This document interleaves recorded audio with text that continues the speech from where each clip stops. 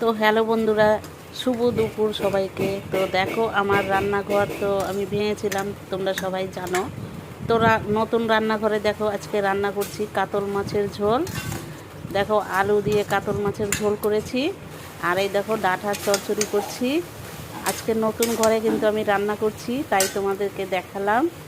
তো দেখো এই দেখো এখানে আমার বাথরুমের এই একটা দরজা রেখেছি, এখান দিয়ে বাথরুমে যাওয়ার।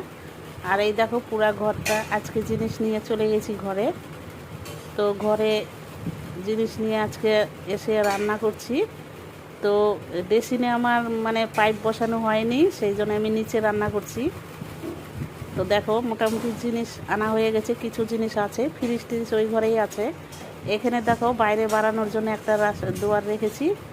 আর এদিকে বাথরুমের তো দেখালাম তোমাদেরকে। এই দেখো দুটা বেসিন বসিয়েছি, দুটা জানলা বসিয়েছি রান্নাঘরে। এই দেখো এখানে বাইরে যাওয়ার জন্যে এখানে একটা ঘর হবে। তো দেখো মোটামুটি জিনিস নিয়ে এসেছি। তো ঘরটা কেমন হয়েছে তোমরা অবশ্যই কমেন্ট করে জানাবে আমাকে। তো আমার রান্নাঘরের খুবই দরকার ছিল, সেই জন্য রান্নাঘরটা দিলাম। তো এই সময় ঘরটা দেওয়ার মানে বৃষ্টি, এত কষ্ট করে ঘরটা দিলাম। তো অবশ্যই কমেন্ট করে সবাই জানাবা।